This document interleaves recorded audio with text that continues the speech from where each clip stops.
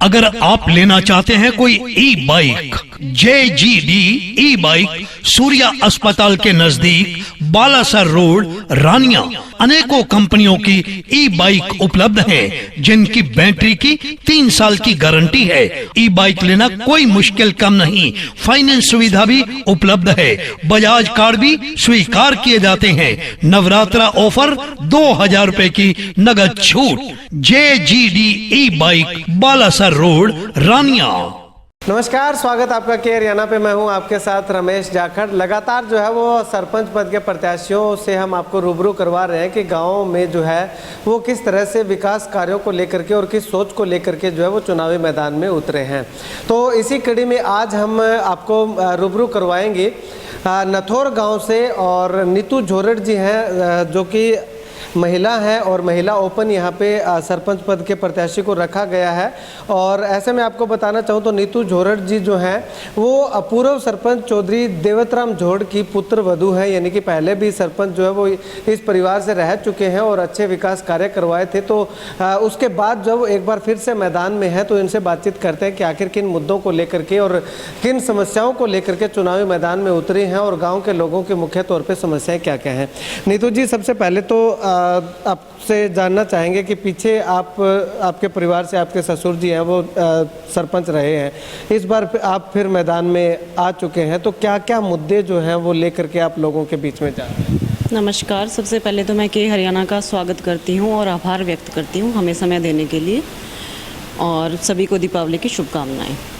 रही बात मुद्दों की, तो मुद्दा होता है सबसे पहला विकास का, स्वास्थ्य का, गांव के उत्थान का।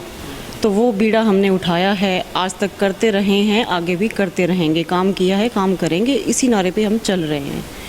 और श्री देवतराम जी झोरड़ मेरे ससुर मतलब किसी परिचय के मोहताज नहीं हैं। 40 सालों से वो इस गांव की सेवा करते आ रहे हैं। मतलब 82-83 में सबसे पहले सरपंच बने थे, तब से आज तक ये काम करते ही आए हैं।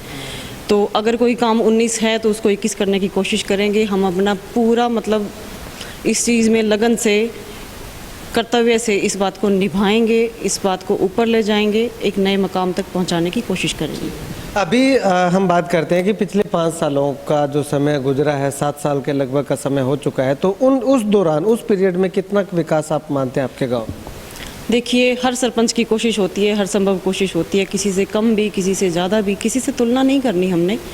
लेकिन हम एक नए जोश के साथ, नई उमंग के साथ, एक नए तरीके के साथ, एक नए स्तर पे ले जाने की कोशिश करेंगे। सरपंच का जो कार्य होता है उसको एक बढ़िया लेवल तक पहुंचाने की हमें मतलब है ज़रूरत। गांव में आप डोर टू डोर जा रही हैं, लोगों से बातचीत कर रही हैं, गांव में निकलते हैं तो पता लगता है कि यहाँ पे इस समस्या की ये समस्या है, इसका समाधान करवाना होगा। तो गांव में मुख्यतः कौन कौन सी, किस तरह की समस्याएं जो है वो निकल? समस्याएं नित नई आती हैं, पूछ के नहीं आती। मुद्दे भी रोज़ नए आते हैं। हर मुद्दे का हम समाधान करना चाहेंगे, करना चाहते हैं। अब समस्या में स्वास्थ्य हो गया, शिक्षा होगी, गलियां हैं, नालियां हैं, मतलब गांव में हर तरफ से विकास की ज़रूरत है और जितनी मतलब गुंजाइश है उससे बढ़कर करना चाह रहे हैं हम। इस बार सरकार ने महिलाओं के हाथ कमान सौंपने का फैसला किया है। 50% महिलाएं जो है वो चुनाव लड़ रही हैं। तो ऐसे में महिलाओं के उत्थान के लिए सरकार ने तो कदम उठा दिया कि महिलाएं गांव की जिम्मेवारी जो है वो संभालेंगी। तो आप जो है वो अपने गांव के महिलाओं के उत्थान के लिए किस तरह का प्रयास किए? देखिए, पहली बात तो ये, महिलाएं कभी भी किसी भी स्तर पे कमतर नहीं थी, मैं नहीं मानती। और अगर सरकार ने ये कदम उठाया है उसका मैं स्वागत करती हूँ। रही बात मैं उनके लिए क्या करूँगी, उनके लिए वो सब करूँगी जो मुझसे हो पाएगा, या फिर उससे भी आगे बढ़ के करूँगी। चाहे वो स्वास्थ्य है, शिक्षा है, सुधार है, उनका जीवन स्तर ऊंचा उठाने की बात है, चाहे लघु उद्योग की बात है, मतलब किसी भी तरह से, किसी भी हद तक उनका विकास ही मेरा प्रथम मुद्दा है। अगर हम देखें तो आपका गांव जो है वो सिरसा जिला जो है उससे काफ़ी दूरी पे है, लगभग 70 किलोमीटर के लगभग हो जाता, 50-55 के लगभग कर लीजिएगा। तो ऐसे में यातायात के वाहनों की बहुत ज़्यादा कमी खलती है। बच्चियां जो है वो, लड़कियां जो है वो लटक करके जाती हैं। तो इस ओर क्या, किस तरह के प्रयास हैं? बच्चियों की शिक्षा तो सबसे पहला मुद्दा है, सबसे खास और अहम भी है। अगर बच्चियां शिक्षित होंगी तो आगे सामने वाला घर भी उस चीज़ से प्रभावित होगा, उसका भी सुधार होगा। तो इसके लिए हम हर कड़े कदम जो हमसे हो पाएंगे सब उठाएंगे। उनके आने जाने की व्यवस्था, स्टाफ की व्यवस्था, या कोई भी अगर उनको कमी लग रही है तो वो सब दूर की जाएंगी। स्वास्थ्य, आपके गांव के अंदर स्वास्थ्य सेवाओं की अगर बात करें तो CHC या PHC बना होगा, उसमें किस तरह से फिलहाल हालात हैं और उनको किस तरह से फ़िलहाल हालात हैं वो ज़्यादा अच्छे नहीं मानती मैं उसमें बहुत से सुधार की गुंजाइश मानती हूँ, और उसमें मतलब सुधार किए भी जाएंगे हर लेवल तक। मतलब जैसे कैंप लगाना है, मेडिकल कैंप लग गया, ब्लड कैंप लग गया, आइज़ का कैंप लग गया, बच्चों की सेहत के बारे में लग गया, तो समय समय पे इनको सब सुविधाएं मिलती रहेंगी। शिक्षा को लेकर के कैसी स्थिति आपके स्कूलों की है? सरकारी स्कूल है, गर्ल्स स्कूल है, उसमें शिक्षा की स्थिति कैसी है और किस हद तक आप सुधारें? शिक्षा की स्थिति अब कारण क्या है, मतलब उसके तह तक जाना पड़ेगा, लेकिन उसमें सुधार की गुंजाइश है और सुधार मतलब चाहिए उसमें, उसकी हम पूरी कोशिश करेंगे। और बच्चों का जैसे मिड डे मील है, खाना है, उनका आने जाने का है, रहने, वहाँ बैठने उठने का जो स्तर है उसको भी हम उठाएंगे। नशे का काफ़ी बोलबाला है इस इलाके के अंदर। अगर बात करें तो वैसे तो पूरा सिरसा जिला या छूता नहीं है, लेकिन ये इलाका काफ़ी ज़्यादा नशे से ग्रस्त है। तो नशे को रोकने के लिए गांव में एंट्री ना करे, इसके लिए क्या कुछ प्रयास?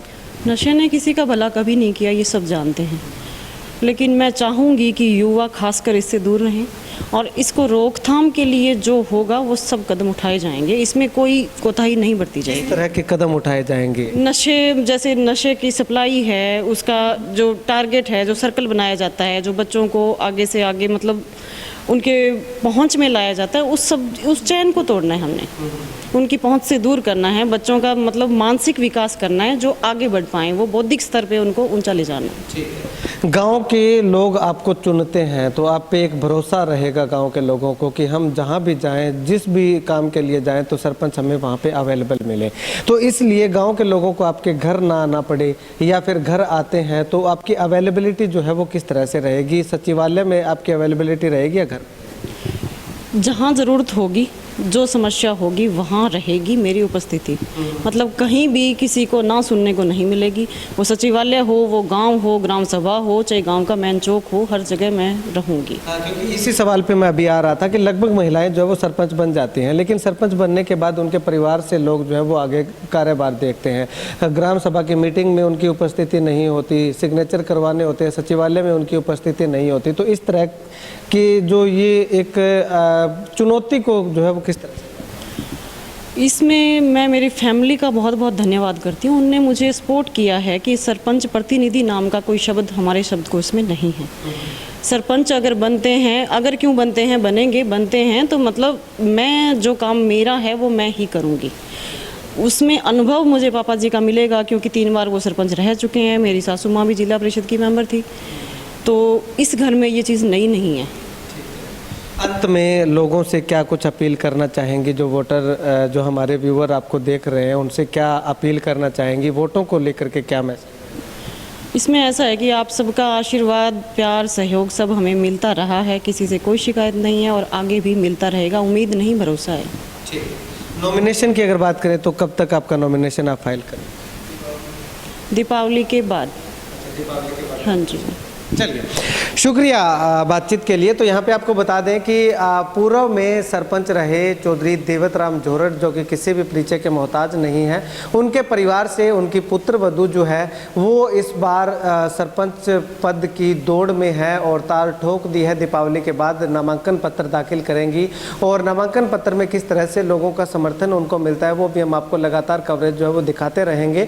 खैर, इस बातचीत को लेकर के सरपंच प्रत्याशी के द्वारा उठाए गए मुद्दों को लेकर के और तमाम इस सवाल जवाब को लेकर के आप क्या कुछ कहना चाहेंगे, कमेंट सेक्शन में कमेंट करके ज़रूर बताइएगा। अगर मैं आपको बताना चाहूँ तो फिलहाल में इनकी सोच यही है कि सरपंच प्रतिनिधि, लगातार हम ये शब्द जो है वो सुनते आ रहे हैं, ये सरपंच प्रतिनिधि शब्द जो है वो इन्होंने अपनी डिक्शनरी से हटा दिया है। केवल और केवल जो है वो सरपंच ही रहेंगी, चाहे वो ग्राम सभा की मीटिंग हो, चाहे वो सचिवालय हो, चाहे वो बीडीपीओ ऑफिस जाना हो, किसी भी कार्य के लिए जो भी जहाँ पे भी जाना होगा वहाँ पे सरपंच प्रतिनिधि नहीं जाएगा, बल्कि सरपंच खुद जाएंगी। और इस परिवार को, इस फैमिली को सैल्यूट करता हूँ, जिसने कि सरकार ने जो 50% महिलाओं पे जो भागीदारी जताई है, जो जिम्मेवारी सौंपी है, उसमें एक बहुत बड़ी आहुति डालने का काम जो है वो इस परिवार ने किया है। तो ऐसे में तमाम महिला सरपंच जो अभी तक चुनावी मैदान में हैं, उनके परिवारों से भी यही अनुरोध करूंगा